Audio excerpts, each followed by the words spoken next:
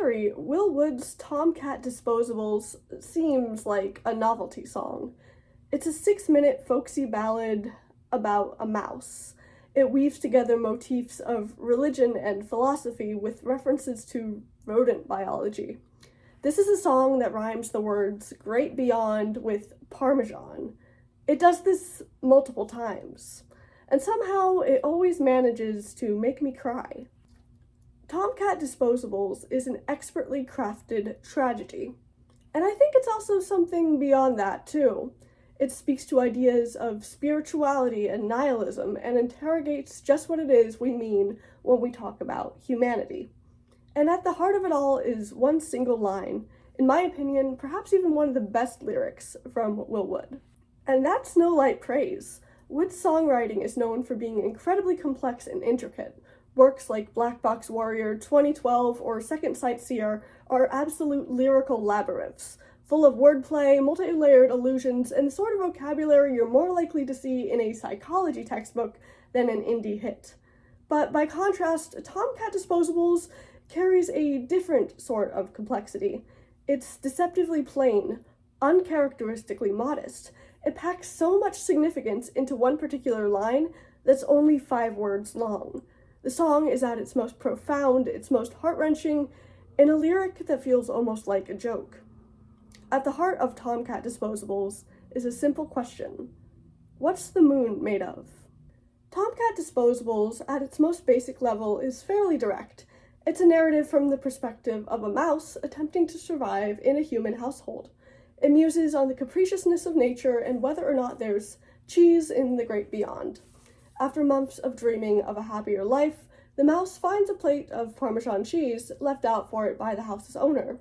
Thinking it's made a new friend, the mouse eats the cheese, unaware that it's been poisoned.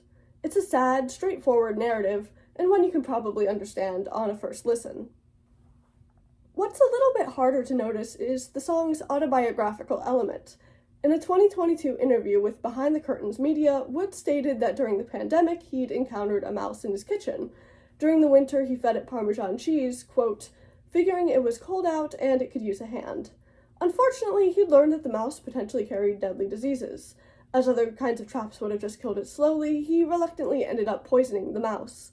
As he said in the interview, quote, maybe I also found falling for that trick oddly relatable. But if you're paying close enough attention, you'll notice lyrics where Wood shows his hand a little. Subtle reminders that this song wasn't written by a mouse, but by a person imagining what it must be thinking. Wood reminds us of the mouse's animal qualities through personifying them. It's driven by hunger, but also dreams of cheese in the great beyond. It doesn't just want to reproduce, it wants to start a family. Effectively, Wood is encouraging the audience to empathize with the mouse for doing what otherwise might be viewed as simple animalistic behavior. Even when its animal traits are most directly alluded to, they're used to convey sympathetic characteristics. For instance, there's a repeated mention of the mouse's teeth growing long, which is a reference to the fact that rodents must chew to keep their teeth from overgrowing. This is used to evoke a sense of desperation and persistence. My mind's not 1 bite smaller or lesser than yours, the mouse insists. It's a crucial idea to understanding Tomcat Disposables, and perhaps where you can see Wood's perspective most clearly. The mouse and human in this story are equal beings. Each of them have their own dreams and aspirations. They'd like to be friends. There's enough food in the house for both of them, but ultimately they must do what they need to survive. There's an implicit question here.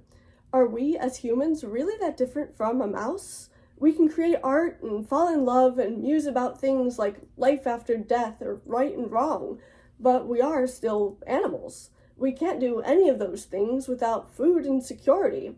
In a position of comfort, it's easy to forget that nature makes no more exception for us than it does for any other creature. The mouse at the center of Tomcat Disposables is a survivalist. It has to be. It tracks the least walk spots on the floor, being extremely careful to stay out of sight as it flees from danger.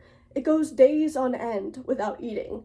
This mouse, Wood tells us, is not an innocent, naive creature oblivious to the reality and cruelty of nature.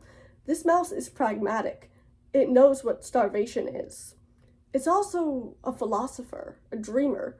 It fantasizes about the great beyond of a future where it will never have to starve again. It imagines miracles, the sort that would make perfect sense to a mouse. Wine to water, night from dawn. And of course, it never stops dreaming of those rinds of Parmesan, the same that will inevitably seal its fate. Towards the end of the song, we see winter turn to spring. The mouse sees the cheese left out for it, and ultimately lets its guard down. Throughout the song, Wood has shown us just how cautious it is. This mouse faces death every day and grows used to it. So it's doubly heartbreaking that this moment of vulnerability ends up being its last. It was lured from safety not just by the promise of food, but also that of a friend. Something's not quite right, it thinks as its vision begins to blur. On the surface, we know this is because it physically isn't feeling well, but there's something else that's not quite right here too. This whole situation isn't right. It isn't fair. This was not how things were supposed to end. As the mouse recalls its dream one last time, we get the stanza that the whole song has been building up towards by this point. Is there cheese in the great beyond? What's the moon made of? Meet me there after I'm gone. What's the moon made of? There is so much packed into these 5 words. We know the answer to the question even without it being stated. When somebody says the moon is made of cheese, they're referring to something that's obviously ridiculous. It's so far-fetched, it can't possibly be true. This expression was used far back as the 1600s and has roots in several folkloric traditions. In fact, there's a whole category in the Arne Thompson Folkloric Index that refers to foolish characters who mistake the moon for cheese. But here's where Tomcat Disposables is a little subversive. For the mouse, this isn't a ridiculous fantasy. The moon made of cheese is a sincere, nearly religious hope. It represents freedom from starvation and pain. Somewhere the mouse can reunite with his friend, far removed from the indifferent forces of nature that have brought suffering to them both. Alright, so we've come this far. I'm guessing you clicked on this video because you like Will Wood. Cool, me too. I'm guessing you probably didn't click on this video because you like 19th century Slavic literature. And I'm about to go on a tangent. But don't worry, I promise I'm going somewhere with this. To me at least, Tomcat Disposables works more or less for the same reason that The Overcoat, an 1842 short story by Nikolai Gogol, does. You have this messy blend of comedy and tragedy that amuses you and then punches you in the face for daring to laugh at it. The Overcoat follows a lowly civil servant named Akaky Akakievich Bachmachkin, who's ridiculed by everybody because how miserable and pathetic he is. The guy lives to work, and doesn't do much else for a good while. Even the narration makes fun of him, exaggerating how extraordinarily unimportant he is. Quote, he was always to be seen in the same place, in the same attitude, in the same occupation, so it was afterwards affirmed that he had been born in uniform with a bald head. But unexpectedly, the tone changes. The story, which has only been interested in making fun of Akaky Akakievich, suddenly humanizes him. When a young man notices the harassment Akaky suffers, he, quote, shudders at seeing how much inhumanity there was in man, and how much savage coarseness is concealed beneath delicate, refined worldliness. The Overcoat constantly veers between joking at its protagonist's expense and affording him a profound sympathy. Oftentimes, it does both at once. The comedic moments at their core are quite tragic. This poor man is so engrossed in his work, he hardly even notices the abuse he suffers.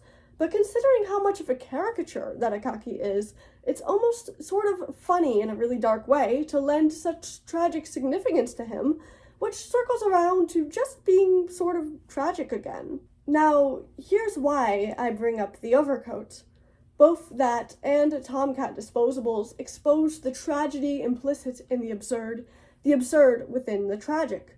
When Wood sings, "What's the moon made of?" it's both an amusing line and an emotional lamentation, just as Gogol does in quipping that Akaky had come into the world looking like a downtrodden civil servant. On its own, the very idea of a moon made of cheese being placed into a dramatic context seemed silly. But that amusement is inextricable from the raw emotional sincerity that Wood gives it once it's placed into that context.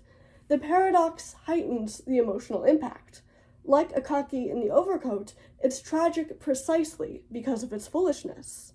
Now, recall that earlier line that I mentioned from Tomcat Disposables, "My mind's not one bite smaller or lesser than yours."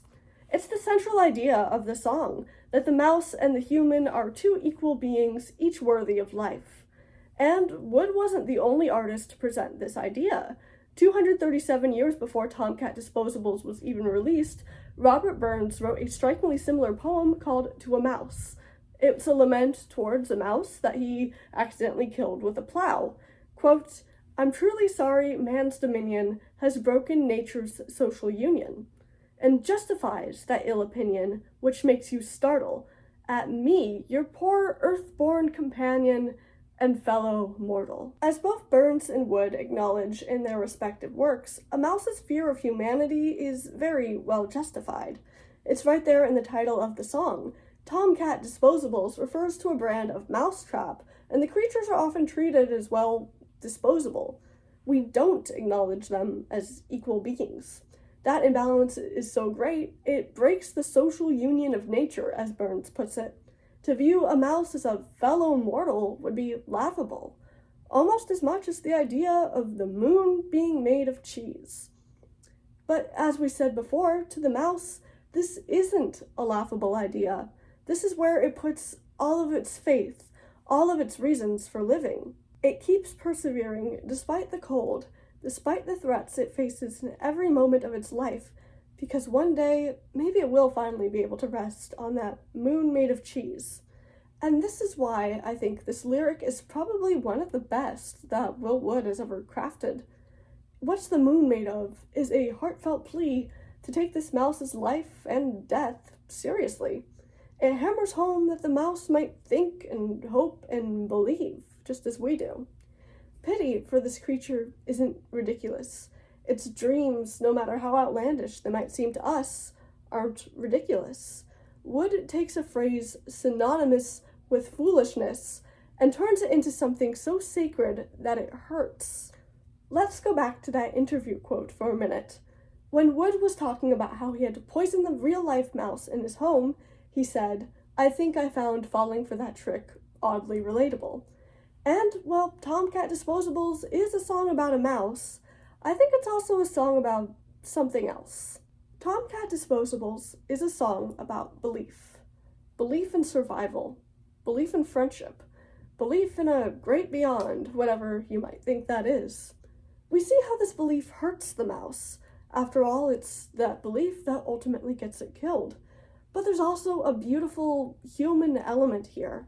It's the sort of belief that exists against logic, against the odds, because what if things could be better? It's an absurd hope that the mouse clings to with all its little heart, simply because it can. The winter is cold, the cheese is poisoned, but maybe it can raise a family. Maybe it can find food. Maybe it can make a friend, and one day they can reunite on a crescent Parmesan rind. It isn't ignorance or naivety that seals the mouse's fate. The song makes that very clear. This is a resourceful, resilient creature. Instead, this mouse risks everything for trust, vulnerability, its desperation for food and friendship. What's the moon made of? Maybe the mouse believes it's something more than just cheese.